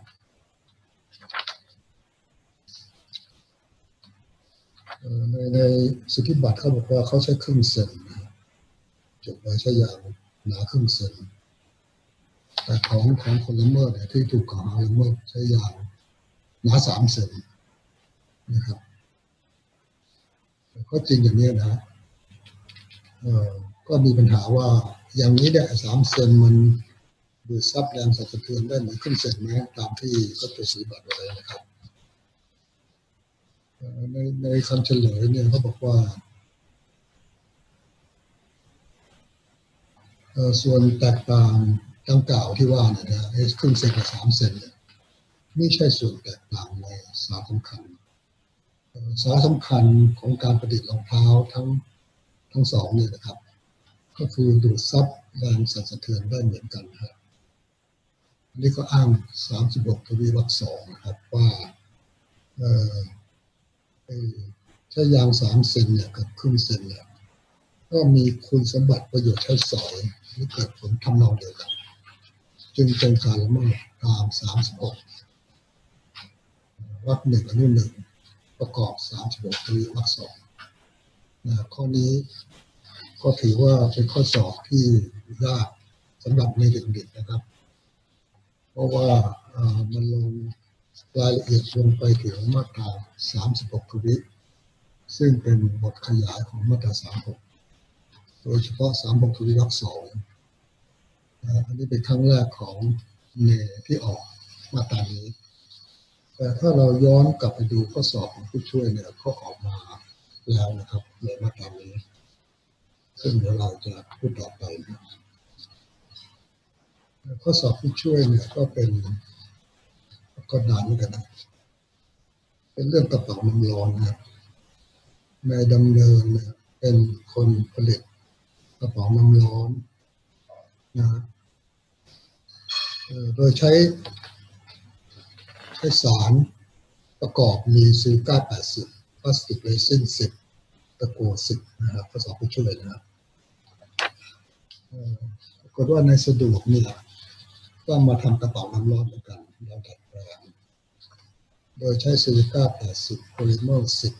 10แล้วก็ตะกั่ว10นะครับคือเปลี่ยนตัวสารไปตัวหนึ่งออกขายอันนี้ข้อได้จริงในโจทย์บอกว่าไอสารที่เปลี่ยนไปเนี่ยนะครับพลาสติกเรซินกับโพลิเมอร์เนี่ยนะมันมีคุณสมบัติเหมือนกันนะในความเห็นของผู้ชำนาญระดับสามัญนะครับมันใช้แทนได้พูดง่ายนะครับซึ่งข้อสอบข้อนี้เนี่ยก็วิจัยว่าก็ตาม36ทวีวรรคสองนะครับถือว่าเป็นการละเมิดเนื่องจากว่าเป็นการดัดแปลงแต่ว่าดัดแปลงนี้ก็ยังไม่พ้นจากการที่หลักของเรื่องมีคุณสมบัติประโยชน์ใช้สอยทำให้เกิดผลทำนองเดียวกันนะครับเพราะว่าในโจทย์จะมีข้อที่จริงนะเวลาเขาจะออกโจทย์แล้วเขาบอกว่าผลิตภัณฑ์ของในสะดวกมีคุณสมบัติเบาเก็บความร้อนได้นานมีความยืดหยุ่นไม่ฉีกง่ายเช่นเดียวกับผลิตภัณฑ์ของมีดำเนินหรือเช่นเดียวกับที่จดสิทธิบัตรไว้ในข้อจริงตัวนี้ก็จะเป็นตัวชี้ว่าผลิตภัณฑ์ที่ละเมิดมีคุณสมบัติประโยชน์ใช้สอยก็ทำให้เกิดผลทำนองเดียวกันนะครับดังนั้นก็เป็นเรื่องละเมิดในส่วนขององค์ประกอบข้อ2ว่าผลิตภัณฑ์หรือกับวิธีเป็นผลิตภัณฑ์หรือกับวิธีตามสิทธิบัตรหรือไม่นะครับเรามีหัวข้อต่อไปนะซึ่งเป็นเรื่องข้อยกเว้นคืออย่างที่เราบอกแต่ต้นว่าแม้ว่าฟังว่าเป็นการละเมิดแล้วเนี่ยเราก็อาจจะยังตอบไปว่าละเมิดไม่ได้ต้องมาดูข้อยกเว้นอีกทีนะครับข้อยกเว้นตามมาตรา36เนี่ยวรรค2นะครับเป็นข้อยกเว้นของการละเมิดสิทธิบัตรการประดิษฐ์ศึกษาดูนะครับอันนี้เป็นการประดิษฐ์นะครับเพราะว่าถ้าการออกแบบเป็นมาตรา63ข้อยกเว้นของการละเมิดสิทธิบัตรการประดิษฐ์เนี่ย36วรรค2ก็มีรายละเอียดอยู่ตามที่ปรากฏนะครับมีเรื่องการศึกษาวิจัยการกระทำของผู้ใช้การประดิษฐ์อุปกรณ์นะที่สำคัญนะแล้วก็ข้อ6การระงับสิ้นไปซึ่งสิทธิ์นะซึ่งเป็นหัวข้อสำคัญอีกอันนะเหตุผลที่มีข้อยกเว้นให้บอกว่าระบบสิทธิบัตรเนี่ยส่งเสริมให้มีการประดิษฐ์คิดค้นนะครับเพื่อมาใช้ประโยชน์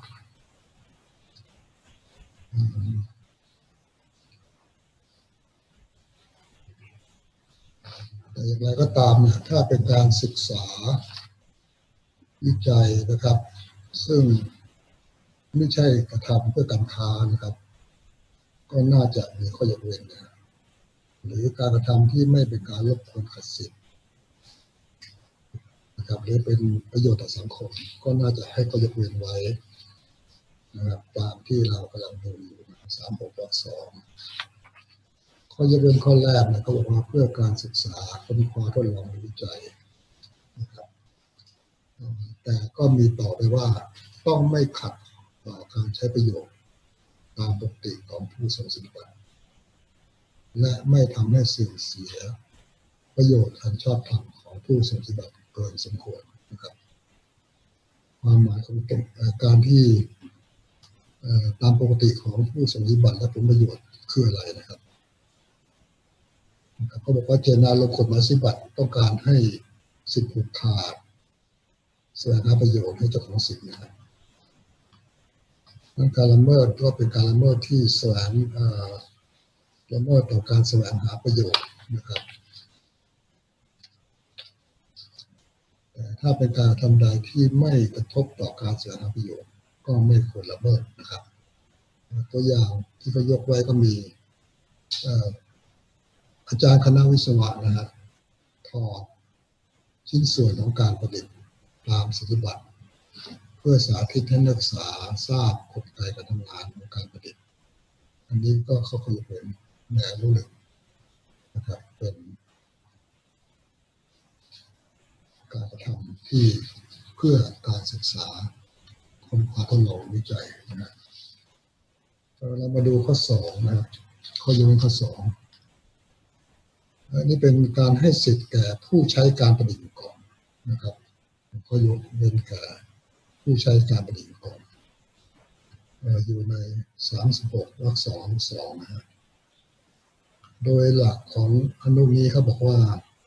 ให้สิทธิ์แก่ผู้ประดิษฐ์รายแรกที่ใช้การประดิษฐ์นะครับตามหลักของสิทธิของผู้ใช้ก่อนนะครับโดยบุคคลที่ใช้ประโยชน์เนี่ยในการประดิษฐ์เนี่ยเป็นการใช้ลักษณะส่วนตัวและเป็นความลับอยู่ก่อนนะครับสิทธิของบุคคลที่ใช้อยู่ก่อนเนี่ยจะไม่ถูกกระทบกระเทือนแม้ว่ามีการออกสิทธิบัตรแล้วนะครับบุคคลนั้นยังมีสิทธิ์ใช้ประโยชน์ในการติดต่อไปแต่มีเงื่อนไขว่าจะดูนะครับตามวรรคที่2เขาบอกว่าต้องเป็นการใช้นะก่อนอะไรโดยสุจริตด้วยนะก่อนวันยื่นคำขอสิทธิบัตรในประเทศไทยอันนี้ก็เป็นข้อยกเว้นที่จะมีข้อสอบสักข้อหนึ่งนะครับข้อสอบข้อนี้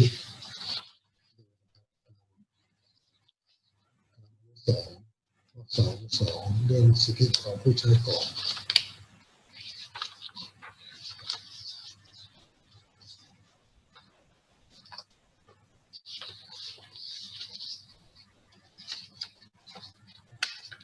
อันนี้เป็นเรื่องข้อสอบกรรมวิธีผลิตไส้กรอกนะฮะคือในปี45เนี่ยมกรา45นายชัยคิดค้นกรรมวิธีผลิตไส้กรอกมาได้นะครับแต่นายชัยเนี่ยไม่ได้ไปขอรับสิทธิบัตรเพราะว่าต้องการเก็บกรรมวิธีเนี่ยเป็นความลับนะครับต่อมาเมษายน45เนี่ยในคำก็คิดค้นกรรมวิธีผลิตไส้กรอกได้เหมือนนายชัยเลยนะครับไม่ได้ลอกกันนะในคำได้คิดค้นได้เองในคำก็ไปขอรับสิทธิบัตรกรรมวิธีผลิตไส้กรอกเลยนะครับแล้วก็ได้รับสิทธิบัตรในปี46มิถุนายน46นะครับหลังจากที่นายชัยในคำได้รับสิทธิบัตรแล้วเนี่ยนายชัยในกรกฎาคม46เนี่ยนายชัยก็ยังใช้กรรมวิธีผลิตไส้กรอกอยู่นะฮะในคำจึงฟ้องว่านายชัยละเมิดสิทธิบัตรกรรมวิธีที่ตนเก็บไว้นะครับประเด็นก็อยู่ในอนุนี้นะครับว่าในชัยเนี่ยจะได้รับยกเว้นการละเมิดตาม36 วรรค 2 อนุ 2หรือไม่นะครับว่าจริงปรากฏว่านายชัยได้ใช้กรรมวิธีก่อนนายค ขอรับสิทธิบัตรนะฮะโดยไม่รู้คือสุจริตนะฮะไม่รู้ว่าในคำยื่นคำขอรับสิทธิบัตรนะฮะในชั้นเฉลยข้อนี้จึงบอกว่าในชัยไม่ละเมิดสิทธิบัตรเพราะว่าเข้าอยู่เว้นตามวรรค2 และ 2นี่นะครับอันนี้เป็นข้อสอบที่ช่วยนะครับแล้วผ่านข้อยกเว้นข้ออนุ2ไปข้อยกเว้นอนุ3ไม่มีอะไรครับการเตรียมยาเฉพาะรายตามแผน3ก็เป็นการ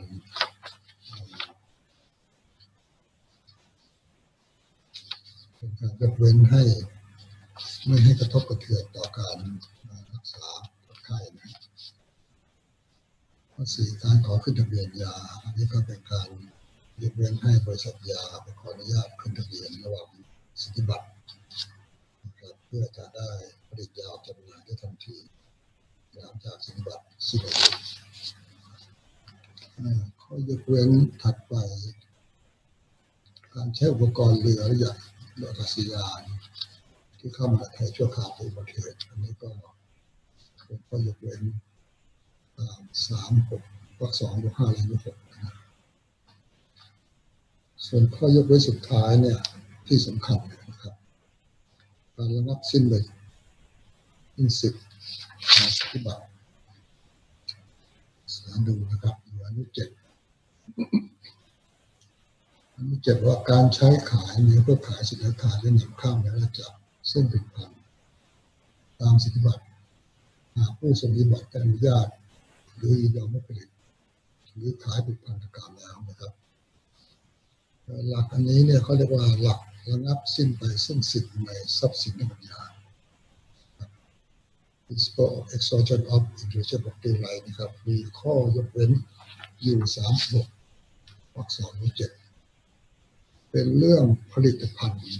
ที่เจ้าของผลิตภัณฑ์เจ้าของสิทธิบัตรนะครับได้ใช้สิทธิ์ไปแล้วคือได้ขายไปแล้วขายโดยชอบแล้วนะครับหลักของการระงับสิ้นสิทธิ์เขาบอกว่าสาระสำคัญก็คือว่าเมื่อเจ้าของสิทธิ์นะครับมีการวางจำหน่ายสินค้าภายใต้สิทธิ์ในทรัพย์สินปัญญาแล้วเนี่ยโดยผู้ทรงสิทธิ์เขายอมหรือว่ายินยอมนะครับสิทธิทางกฎหมายเหนือสินค้าหรือผลิตภัณฑ์นั้นย่อมระงับไปนะครับผู้ซื้อนะครับสินค้า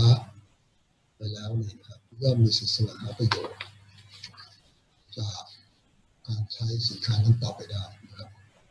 พูดง่ายๆว่าจะไปห้ามคนซื้อไปขายไปใช้ไม่ได้นะครับหลักอันนี้เนี่ยเขาว่าตรงกับหลักอีกคำหนึ่งที่อเมริกาเขาเรียกว่าหลักวอตเซลนะครับคือหลักของการให้แสวงหาประโยชน์ในเชิงพาณิชย์จากสิทธิของตนได้ในครั้งแรกหรือวอตเซลดับขึ้นครับง่ายๆคือเจ้าของสิทธิ์เนี่ยหาประโยชน์ได้เพียงครั้งเดียวคือครั้งแรกที่มีการขายจะตามไปเก็บค่าสิทธิ์ทุกครั้งทุกทอดที่มีการขายไม่ได้หรือเรียกว่าไปเก็บค่าตรงทุกทอดไม่ได้นะครับเพราะว่าหลักอันนี้เนี่ยได้อธิบายว่าเมื่อผู้ทรงสิทธิ์ได้จำหน่ายไปแล้วเนี่ยสิทธิเหนือสินค้าที่จำหน่ายไปก็เป็นระงับไปง่ายว่าจะไปห้ามผู้ซื้อไปขายต่อไปใช้ไม่ได้นะครับนั่นเป็นการห้ามเฉพาะตัวสินค้านะครับสิทธิเหนือสินค้านั้นสิทธิที่เขาจะไปขายไปใช้ห้ามไม่ได้นั่นเป็นสิทธิตัวผลิตภัณฑ์นะครับในตัวผลิตภัณฑ์แต่อย่าเข้าใจสับสนว่านะครับสิทธิของเจ้าของสิทธิที่ระบุไว้ตามอนุ7เนี่ยนะการใช้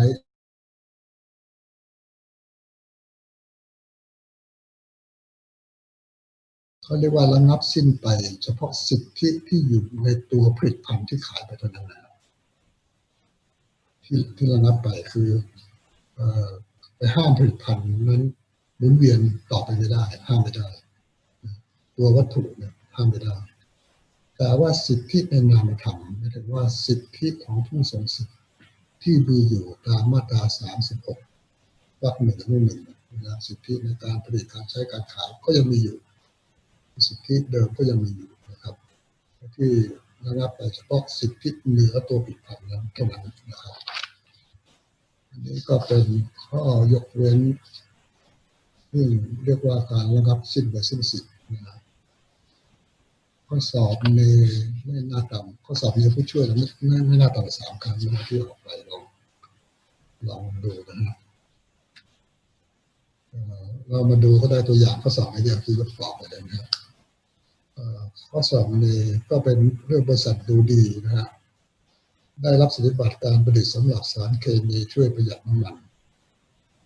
คือข้อสอบที่จะยาวมากคือมีการขายแล้วก็ไปส่งออกไปเมืองจีนแล้วก็นำเข้าจากเมืองจีนเข้ามาเมืองไทยอะไรเนี่ยนะนักศึกษาสับสนนะแต่หลักก็คือว่าเมื่อขายไปแล้วเนี่ยก็เป็นการขายโดยชอบนะฮะโดยเจ้าของสิทธิ์หลักของการขายโดยชอบก็ทำให้ระงับสิ้นซึ่งสิทธิ์เหลือผลิตภัณฑ์นั้นสารเคมีนั้นเนี่ยแม้ว่ามีการนำเข้ามาก็ไม่ละเมิดเพราะว่าเป็นการขายโดยชอบไปแล้วครับก็เข้าอนุ 7ที่ว่านะครับข้อสอบของเลยข้อสอบในอีกปีหนึ่งก็เป็นเรื่องแชมพูนะครับในสันติผู้ทรงสิทธิบัตรอนุสิทธิบัตรผลิตภัณฑ์แชมพูสมุนไพรในโจทย์นั้นบอกว่ามีการผลิตนะแชมพูขวดใหญ่2 ลิตรขวดเล็ก200 มิลลิลิตรวันนี้พอขายไปแล้วเนี่ยนะครับในสันติขายไปในแสวงซื้อขวดใหญ่2 ลิตรมานะในแสวงก็มาแบ่งเป็นขวดเล็กนะฮะแชมพูขวดเล็กมาขายต่อนะก็ถามว่าในแสวงละเมิดหรือไม่นะฮะในโจทย์ก็บอกว่าในเมื่อในแสวงซื้อแชมพูมาโดยชอบแล้วเนี่ยในแสวงก็มีสิทธิ์ที่จะขายต่อได้เพราะว่าสิทธิแต่ผู้เดียวของในสันติในแชมพูนั้นได้หมดไปแล้วนะระงับไปแล้วตามวรรค 2 อนุ 7นะครับนี่เป็นข้อสอบเป็น2 ข้อมาดูข้อสอบผู้ช่วยนะครับบริษัทนาดีผู้ทรงสิทธิบัตรในการผลิตปุ๋ยเคมีบริษัทนาดีได้อนุญาตหรือยอมให้ตัวแทนจำหน่ายขายปุ๋ยเคมีไปแล้วนะครับสิทธิแต่ผู้เดียวของบริษัทก็ในตัวปุ๋ยนะครับก็ระงับสิ้นไปตาม36 วรรค 2 วรรค 7ก็ห้ามคนซื้อไปขายต่อไม่ได้นะครับอันนั้นเป็นหลักของการระงับสิ้นสิทธิ์36 วรรค 2 วรรค 7ซึ่งน่าจะมีข้อสอบมากกว่านี้นะแต่ว่าไม่ได้เอามาพูดนะครับสุดท้ายก็เรื่องขอบเขตหลักของการระงับสิ้นสิทธิ์เนี่ยมันมีอยู่3 ระดับก็เรียกว่าระดับระงับสิ้นสิทธิ์เป็นในประเทศหรือ national exhaustion นะครับกับหลักระงับสิ้นในระดับภูมิภาคกับหลักระงับสิ้นสิทธิ์ในระดับระหว่างประเทศหรือ international exhaustion หลักแรกที่ระงับในประเทศเนี่ยเขาใช้หลักดินแดนก็คือมีการขายโดยชอบในดินแดนในประเทศสิทธิก็ระงับไปในกรณีที่2ก็3ก็เป็นเรื่องภูมิภาคและระหว่างประเทศอันนี้ก็ไม่ว่าขายต่างประเทศถ้าขายโดยชอบเป็นนำเข้าก็ไม่ละเมิดนะครับว่าเป็นการขายโดยชอบครั้งแรกแล้วแม้ว่านำเข้ามาในเมืองไทยก็เป็นการนำเข้าสินค้าที่ไม่ละเมิดนะครับ